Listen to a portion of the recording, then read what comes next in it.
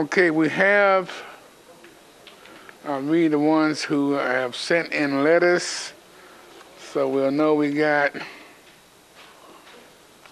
a letter for two bills, 1491 and 1085 from Robert Duvall. We got Bill 1088 from Council Lady Langster. We have Bill 1079, 1086, and 1087 from Council Lady Sherry Weiner. And we have Bill 1099 from Council Lady Karen Bennett. We have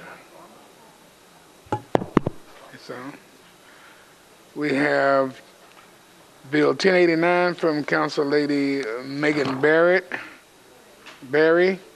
and then we have Resolution 1489 from Council Member Bill Pridemore.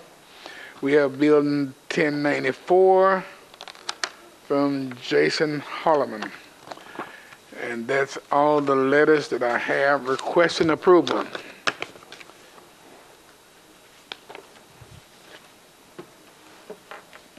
First item on the agenda is Resolution RS 1489, Pridemore, Bennett, and Hunt, a resolution authorizing the Director of Public Property to exercise an option to purchase two parcels of property for use as a public park by Metro, and the Director of Finance to accept a donation in the amount of $500,000 from Connection America as a contribution toward purchase and development. Is there a motion? Questions or comments? All in favor? 1489 is approved. The next item is 1491, Duvall and Anthony Davis and Hunt, a resolution approving the intergovernmental agreement between the Corps of Engineers and Water for acceptance of the first supplemental agreements for the placement of a drainage culvert and concrete head wall within the J. Percy Priest Dam and Reservoir project. Is there a motion? Second, the question or comments? All in favor? 1491 is approved. The next item is 1493. This resolution is by Scott Davis, a resolution authorizing Clio Residences to construct and install an area encroachments at 1034 West Eastern Avenue. Is there a motion? Second? Question or comments? Seeing none, all in favor? 1493 is approved. The next item is 1115. Anthony Davis and Hunt, an ordinance authorizing Metro to negotiate and accept permanent easement for the Hester Beasley Stormwater Improvement Project for two properties located at 9262 and 9269 Hester Beasley Road. Is there a motion? Second? Question or comments? Seeing none, all in favor? Bill 1115 is approved. The next item is Bill 1116. Baker, Anthony Davis, and Hunt. This is an ordinance to authorizing Metro to abandon easement rights retained in former right-of-way for properties located at 4911 Tennessee Avenue. Is there a motion? Question or comments? Seeing none, all in favor? 1116 is approved. The next item is 1117, Baker, Anthony Davis, and Hunt. This is an ordinance authorizing Metro to abandon easement rights in the former 50th Avenue North for property located at 4913 Kentucky Avenue. Is there a motion? Second? Question or comments? Seeing none, all in favor? 1117 is approved. Next item is Bill 1118, Baker, Anthony Davis, and Hunt. This is an ordinance authorizing Metro to abandon approximately 51 linear feet of sewer main and a portion of easements to accept 385 linear feet water main and 2 fire hydrant assemblies, and to accept 21 linear feet of sewer for properties located at 6 to 834 Charlotte Pike. Is there a motion?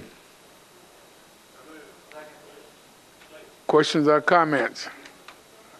Seeing none, all in favor?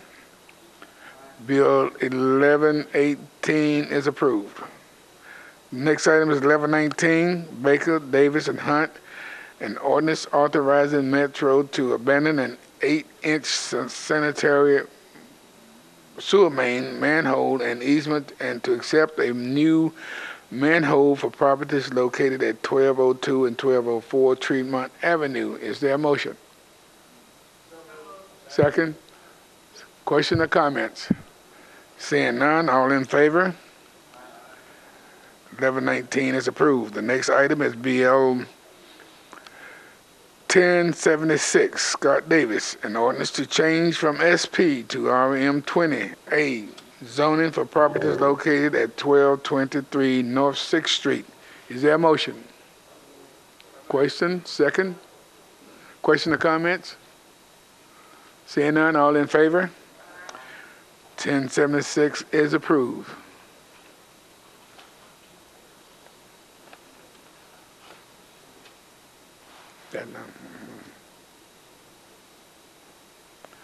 The next item on the agenda is BL 1077.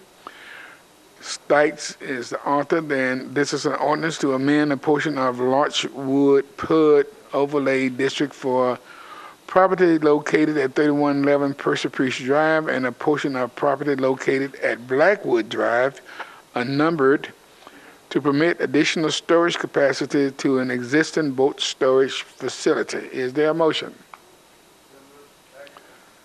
Comments or questions? Seeing none, all in favor? 1077 is approved. The next item is BL 2015-1078.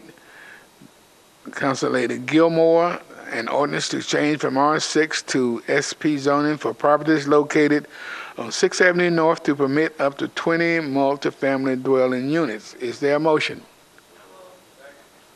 Comments or questions? All in favor? 1078 is approved. The next item is BL 2015-1079, Wiener and Tigard, an ordinance to change from R15 to CS zoning for property located on a portion of 7415 Charlotte Pike. Is there a motion? Comments or questions? Seeing none, all in favor? 1079 is approved. The next bill is Bill 2015-1080.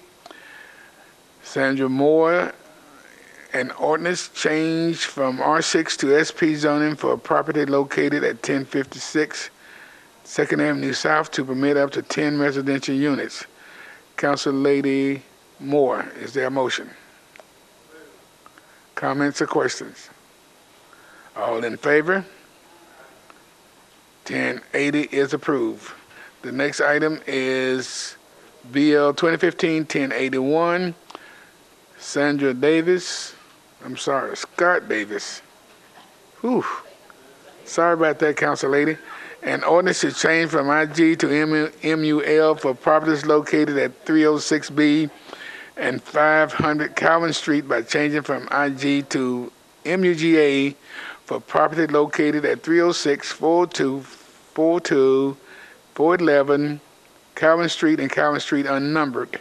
Is there a motion? Questions or comments?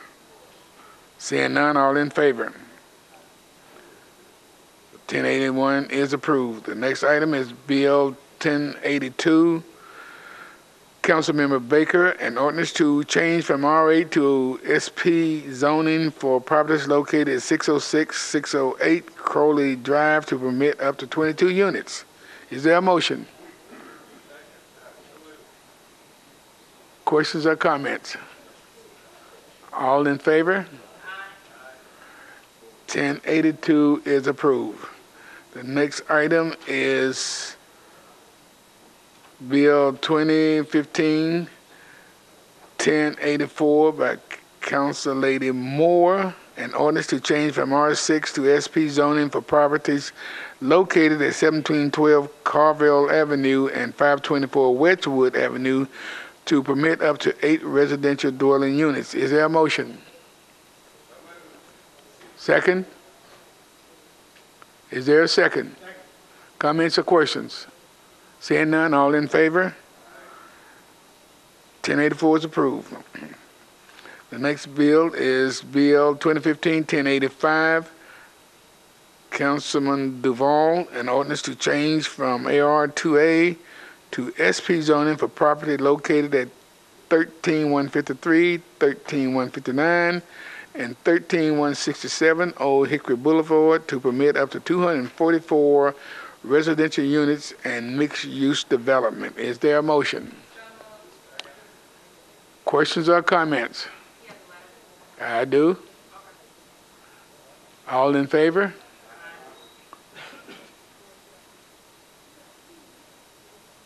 Opposed? Seeing none, 1085 is approved. The next item is Bill 2015-1086, Weiner and Tygart, an ordinance to change from MUL to SP zoning for property located at Old Hardin Pike, unnumbered, 7386 Old Hardin Pike and Bellevue Road, unnumbered, to permit up to 67 detached residential letters or residential units. Is there a motion? Comments or questions?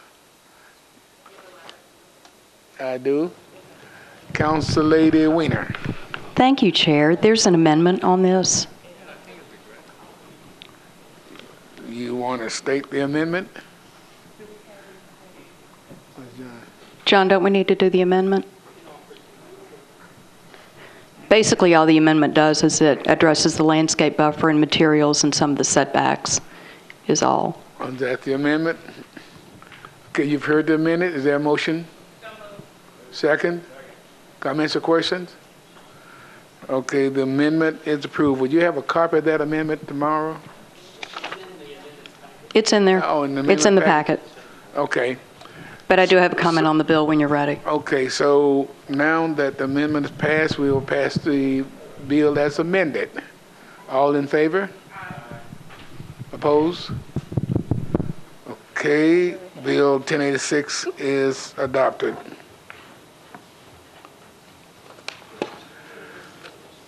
The next item is Bill 2015-1087, Weiner and Tygart. This is an ordinance to cancel the Bellevue Town Center UDO for properties located at Old Hardin Pike, unnumbered, 7386 Old Hardin Pike and Bellevue Road, unnumbered. Is there a motion? Comments or question? All in favor? Wait a minute. You have a question, Council Lady? Okay. Hold on. What happened? All right, there we go.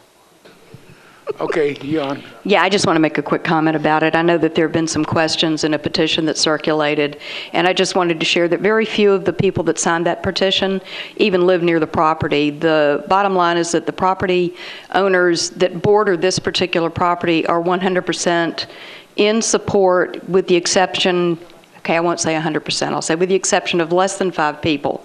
Everybody in the area is in support of the project. It reduces traffic impact, it reduces density, it offers open green space, and it excludes apartments on the property. So I would appreciate your support for the bill.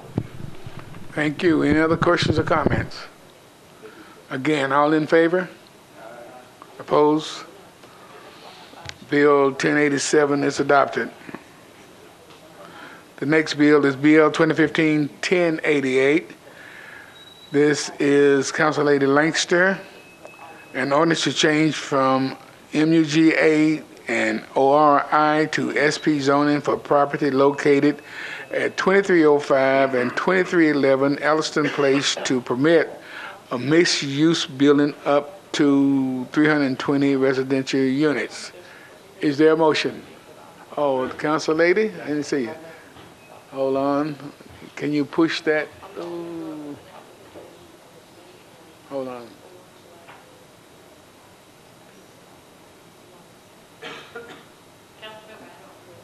Chairman, I don't need to say anything. Excuse me? Wait a minute, find out where you are. Can I do that?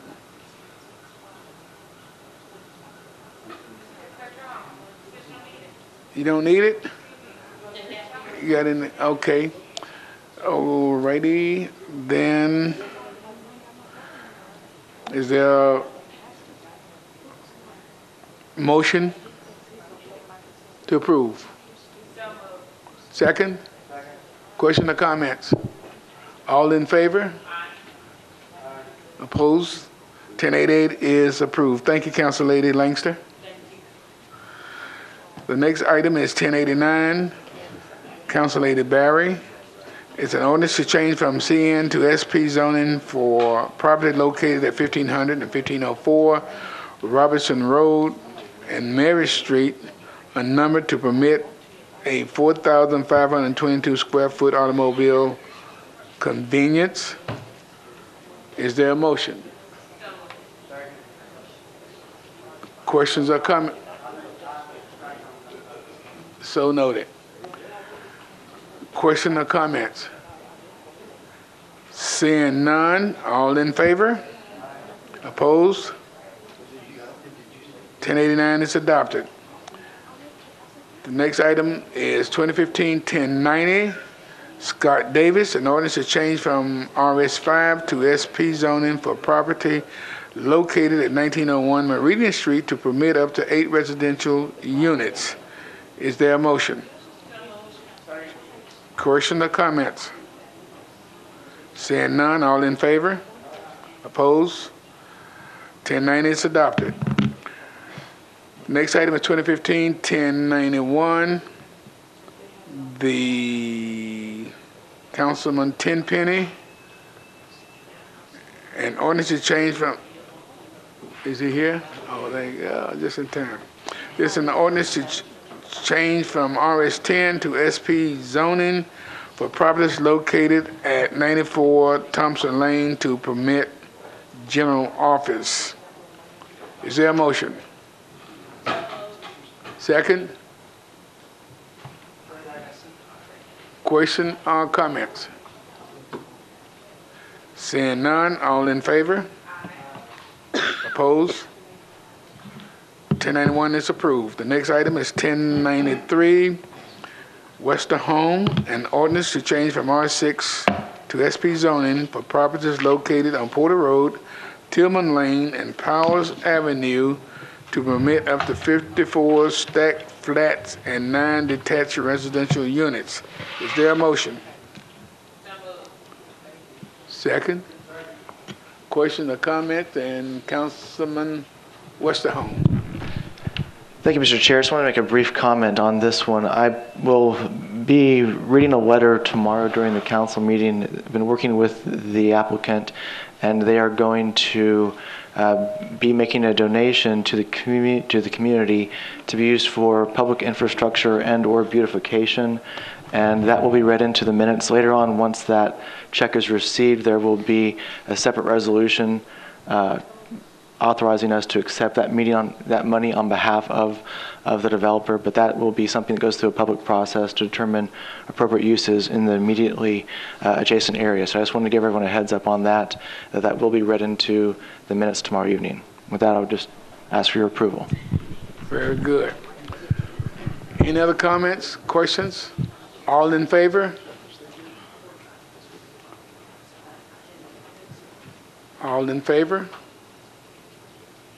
Aye. Opposed? Okay, then 1093 is adopted.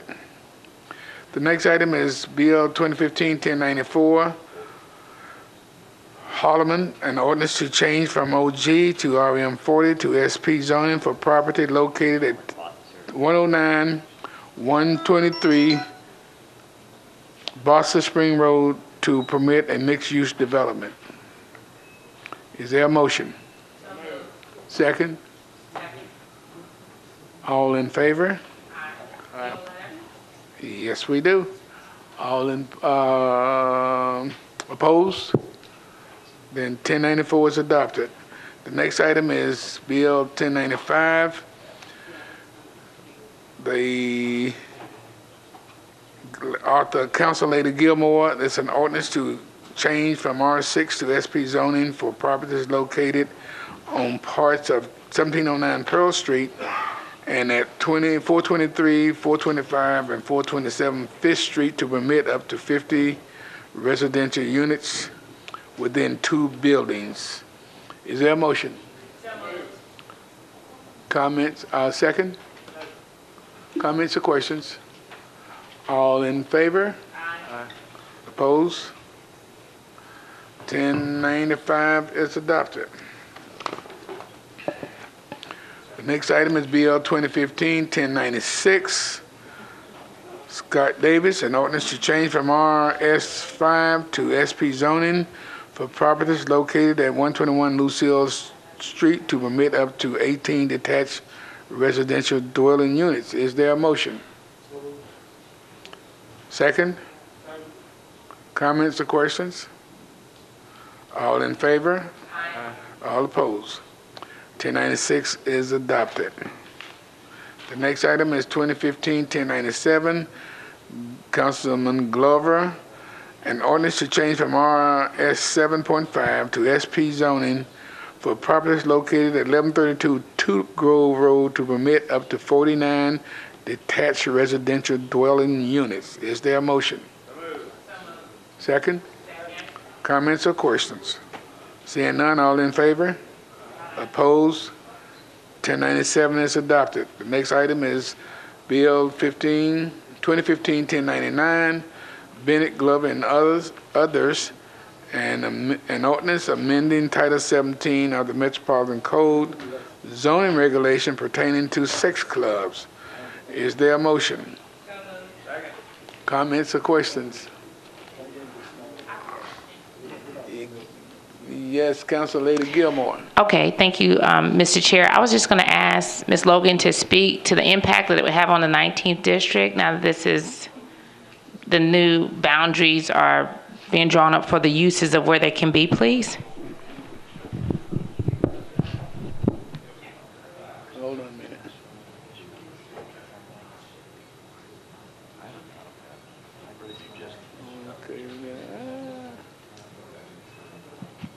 Okay, go ahead. There are several areas in the 19th district where this would be eligible. I believe you have a map of those areas. While there are areas that would be eligible under this proposed text amendment, that is a reduction from the areas where they would currently be permitted. Is it more of a concentration though now? I know that there were some in the district, but it seemed like when I looked at the map, there was a higher concentration within the 19th district than there were other districts.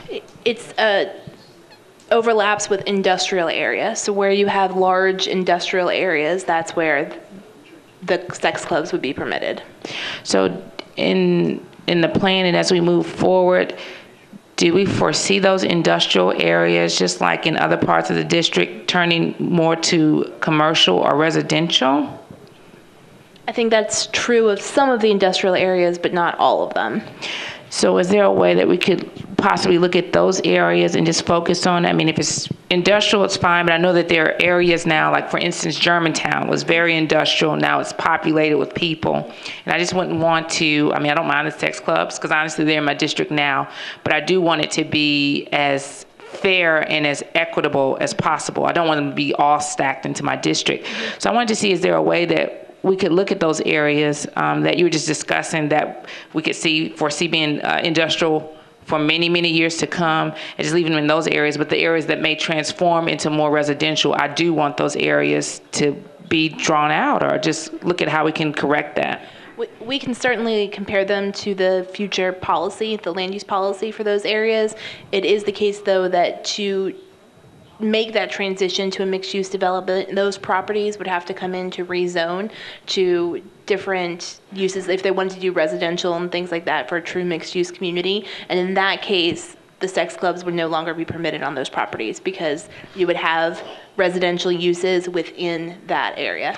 Okay, so are you saying, just for clarity, is that something that needs to be done now, or are you saying as people come in to rezone that the uses would no longer be allowed once they rezone from industrial to residential? And they have the residential use, then that 1,000-foot buffer applies, and then the clubs would not be allowed to locate within that buffer. Okay, but what about if someone wanted to do some clubs now in that area?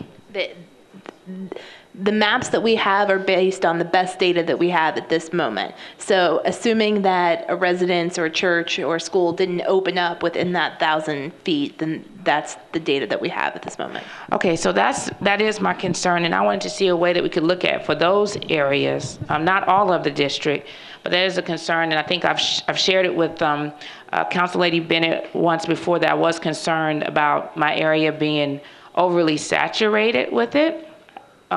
So I would like for us to continue to work on that. I don't feel comfortable going forward. I mean, I think it's a good bill, but like I said, I do want it to be equitable, and it seems like it's overly, because if we know it's the end of the term, I don't foresee any people coming in right now applying for zoning in those particular areas, but I am concerned about that, and I do want it to be equitable. I mean, I'm not saying no sex clubs, but there was a higher concentration, and I did notice that in the map, and I would like for us to work on that. Absolutely. Push your button. Go ahead. Thank you, Council Lady. I want to make sure I understand what you're asking, because what I hear you saying now, I didn't hear before. I heard something different. Do you feel like there's a higher concentration in your district? Is that correct? That is correct. Okay, then we need to look at the map, because when you and I we just looked at your district, there are districts that have a greater possibility of a concentration than in District 19. So. Is this on? Okay, so I'm open to that, but what I'm concerned about is that there was a certain amount of uses that could be allowed, and like I said before, there were some uses. I don't have a problem with that. Sure. But the fact that it increased, whether it's in relation to other districts or not, I am concerned about the increase within my specific district. All I can account for is my district, Okay. not Can the we, other can we people's get together districts. after Ladies. committee meeting then? Okay. And discuss? Just the chair. Sure. So, yeah, I would like for us to finish. I know that there are some other committee meetings I have to attend after this, but I look forward to continue to work with Council Lady Bennett. But as I shared, I think it's noble what she's doing, but I am concerned about the higher concentration within my district. And maybe I didn't articulate myself the way that I should have before, but I know that I did mention it to her that I was concerned about the new zoning and how it impacted the 19th district. Okay. Are there any additional comments? I think Councilman Glover came in, and then I'll get you next. Councilman Glover? Yeah, I think as co-sponsor on this one also, if we're not able to hammer all of this out, I think as we go forward into the next term, I'd make the commitment that we'll work with planning to look at the map and determine where we are in case but I think this is a good first step. And obviously there's going to be some unintended consequences no matter what we do. But if, my commitment to this is that we look at it going forward and working with planning to kind of hone in and adjust and make whatever tweaks that we need to do so. Thank you, Mr. Chair. Thank you. Councilman Tenpenny? Thank you, Chair. Planning, I just want to know, with this bill, what areas are we affecting with it? And I want to know about like in my district, the 16th district, we just had does this go with entertainment or anything like that also, or? No, this is specifically related to sex clubs as they are defined in the ordinance and permits certain locations. Council Lady Bennett does have a map of the areas based on the data that we currently have that are outside of the buffer zones for residential, schools, parks, things of that nature, and are also industrially zoned. I can provide you with a close-up of your district. Okay. Okay, are there any other questions or we have any. comments? Council Lady Gilmore. No one. There we go. Thank you, Mr. Chair. Now, I've reviewed the map. Like I said, and I gave some feedback to Council Lady Bennett. I just wanted to be clear that I wasn't clear what Council Member Glover said. It was, would like for it to just be a little bit more lucid and clear. I wasn't clear if he was saying that's something he's committed to working on next term, or that's something he's committed to working on this term. Because I'm committed on it for this term. And I just wanted more clarity when he was speaking about that. Push your button, sir. Thank you, Mr. Chair. What I was saying is I realize that you and Council Lady Bennett are going to work on it right now, but even as we go forward in the next term, I'm committed to keeping our eye on this and making and tweaking anything that we may need to do, because I kind of assumed that you and Council Lady Bennett were going to go ahead and talk after this meeting, but if we don't have everything tweaked out, then continuing to look at it going forward. That was my comments. Thank you, Mr. Chair. Thank you. Okay.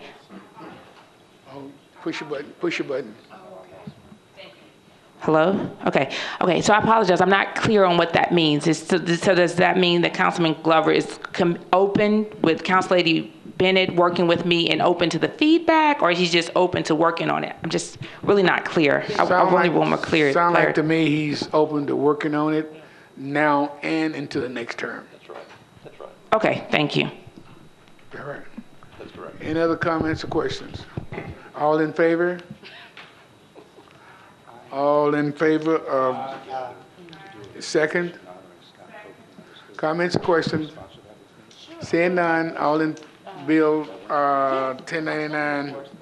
Let me hold it. Let me get them on a vote. All in favor of Bill 1099, let me show of hands. All opposed? Bill 1099 is adopted. Yeah. What are you doing over there? I didn't see you. Okay, for the good part. Okay. The next item is Bill 2015-1100.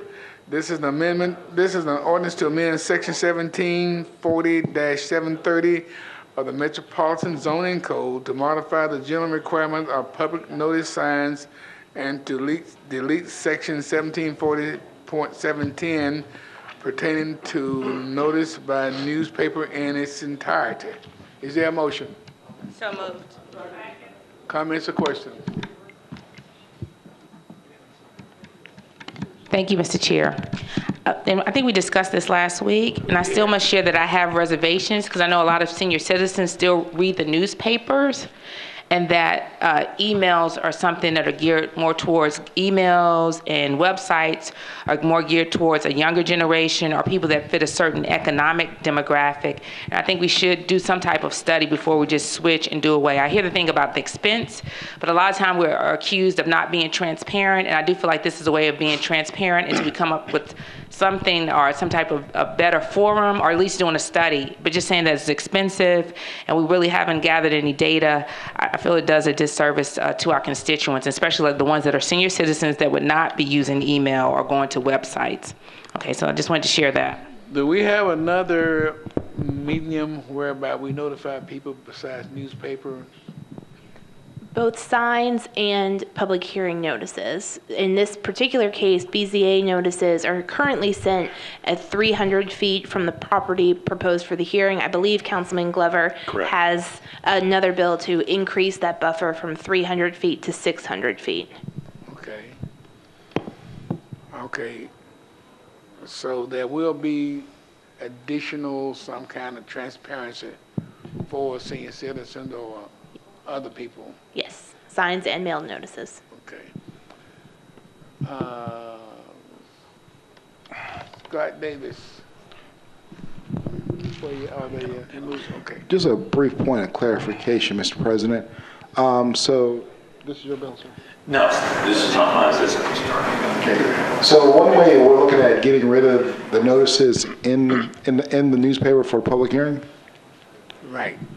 item E marked as an abstention. because. Okay, you got a newspaper, right? Yeah. Well, I work for a newspaper. My family owns one. I don't. That would be you. Okay, wait a minute. Let me get Ms. Johnson, then you next.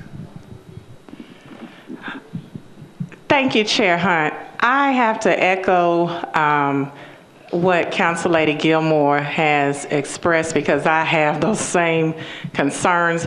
My biggest concern is that I have senior citizens who contact me to have someone even pick them up sometimes to go to meetings. And typically, how they even know about it is I do a robocall for very, very important meetings, and they get that call. They're not out in a car. Some of them don't even drive anymore, and they would not be able to see the signs. I have concerns about the radius of who we're sending the notices out to. It will, some people who will still be impacted may miss that. And again, it's really the concern of the senior citizens within my community. And I'm sure that that's a concern in some others as well. But I have to say I cannot support this right now. I would ask for a deferral for more data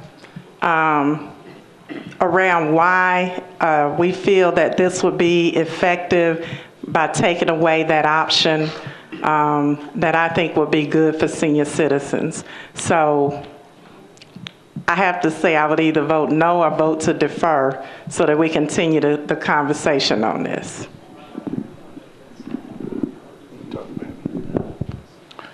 Okay, thank you, Council Lady Johnson. What I want to do is, let's see, let me get you next. I want to call on zoning examiner, Mr. Herbert, so he can kind of explain this. Okay, go ahead with your comments, and then we'll get Bill Herbert up here on this one next. Thank you, Mr. Chair. All I was going to say is I'm going to echo what has already been stated. I filed, and Mr. Cooper did the language, to where we mirror exactly now with the BZA what the planning does with regards to the 600 feet, the notification. So correct me if I'm wrong, Carrie, this is identical to what planning does anytime a zoning takes place in our districts. Is that correct? For most rezonings, there are some very specialized categories that have higher buffer requirements, but for most of them, yes. Okay, thank you very much. I just wanted to add that we were already kind of making moves to mirror what planning is currently doing. Thank you. Okay, thank you. We're going to have a comment from zoning director Bill Herbert and see if we can come up with some different. Go ahead.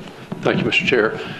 Yes, what this bill proposes to do is to make our processes with the Board of Zoning Appeals absolutely identical to that of the Planning Commission. That's our purpose here. We get a number of people all the time that are questioning our process and the way that we do it. The process that we currently have is very, very labor intensive. And for those of you who have been around our department lately, you realize our staffing situations are dire, to say the least. So we are very much trying to streamline our processes. We've looked at the Planning Commission. They do a great job in terms of the notice. And so what we're proposing here today with this bill is to mirror exactly the provisions for notice that the Planning Commission has been using for years. And we've got a follow-up bill to extend our current notice, which is currently at 300 feet, to extend it to 600 feet. That too mirrors exactly what the Planning Commission has been doing for notice for years. So we're trying to make our processes consistent and identical with that of the Planning Commission. Are you saying that the distance of notification for the senior citizens exists now at the Planning Commission?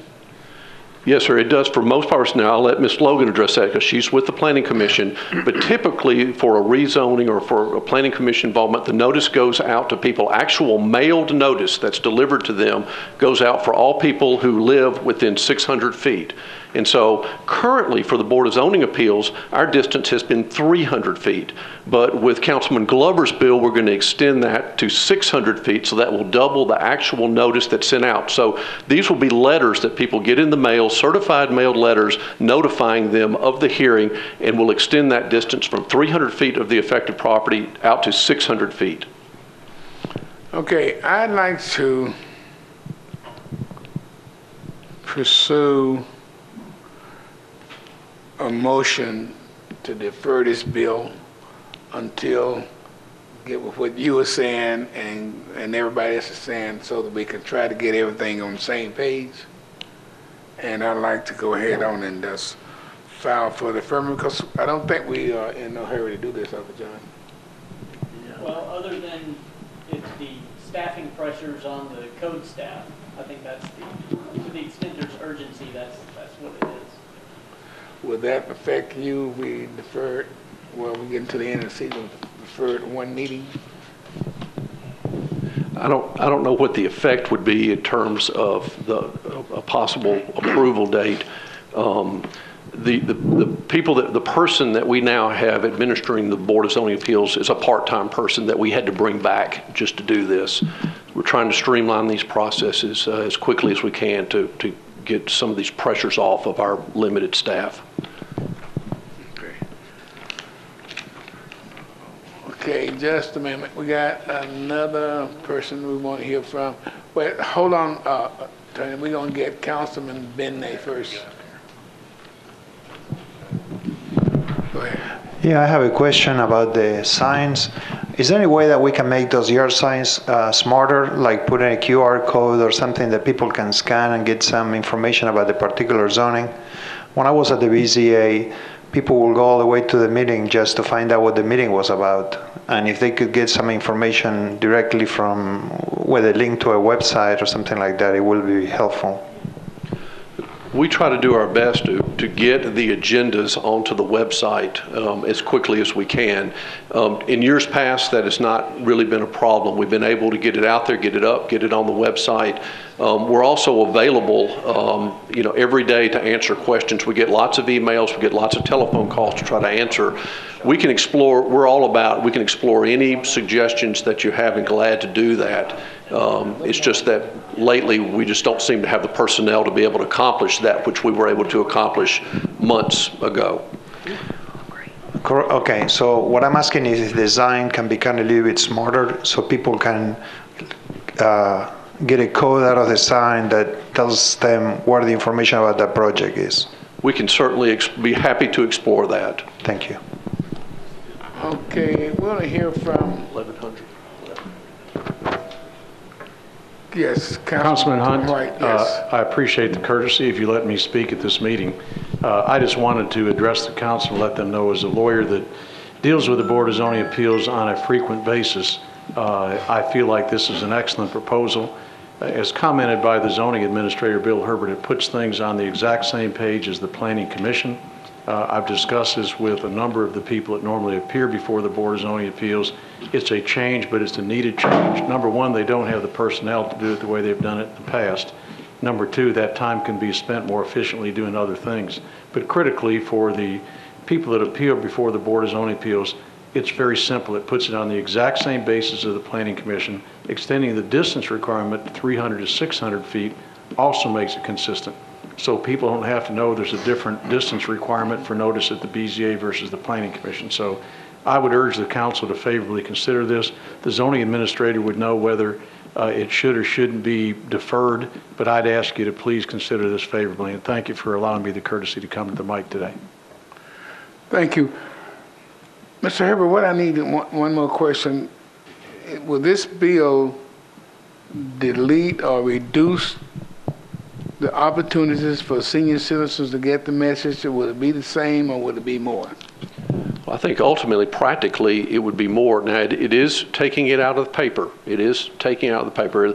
The paper notices typically run on a Saturday, so it's a Saturday paper that you would not see anymore. However, I think the overall gain in terms of the number of people who will receive an actual notice in the mail, I mean, that's actual notice delivered to them. I think the number of people that will be gained, I think the overall gain, I think it would result in an overall gain in people knowing what's going on. Okay. Are there any other questions or comments? I think you had one, Council Lady Gilmore. I do. I'm all for streamlining the processes, but I think that the BZA is different in that people are appealing anyway. So I disagree with it about being the same as planning, because planning is something that the committees go for, and we know this third Tuesday. But these are things that people have issues with, and it wasn't approved for whatever reason, and they're coming and they're asking for those exemptions. So I do think we have to be as clear as possible and as transparent. And I am for streamlining, but I'm not for taking it out of the newspaper. I mean, so whatever else we can do to streamline that process. But I think the BZA is also different in that the meetings are in the middle of the day, and with planning it's at the end of the day, which is at 4 o'clock. So I think there's a lot of differences, but I am for streamlining. I don't want anyone to do any extra work, but I do think it does a disservice because it's a little bit complicated anyway, because most people, we're in government, but the average citizen doesn't understand an appeal, going to meetings at 1 o'clock in the day. So I do think we should and we can make it more transparent for our citizens. And that's my final comment. Council Lady John, oh, she's gone. Councilman Tenpenny. Thank you, Chair. I do think this is streamlined, and I do think it mirrors what planning does, and I just move approval for the bill. It's, I mean, you're getting an extra 300 feet out of this. It's going to be sent to everybody's door. And if you do take it out of the Saturday morning paper, at least they will be getting more access through the mail through the extra 300 feet also. So I move approval for the bill. Okay, got a motion, got a second. Any other questions or comments? All in favor? Aye. Opposed? Aye. Opposed. Okay. 2 opposed. Okay. Bill 1100 is adopted. Next item is Bill 1101, Mitchell and Tygart. There's an ordinance to change from AR2A and RS40 to SP zoning for properties located at 441 Union Bridge Road, Natchez Trace Parkway unnumbered, Hazleton Road unnumbered, and Pasco Road unnumbered to permit a mixed-use development. And we don't have a letter. And Mr. Mitchell and Mr. Tygart. Charlie's back here. Is he back there? You gonna get him? Okay, last one on the agenda.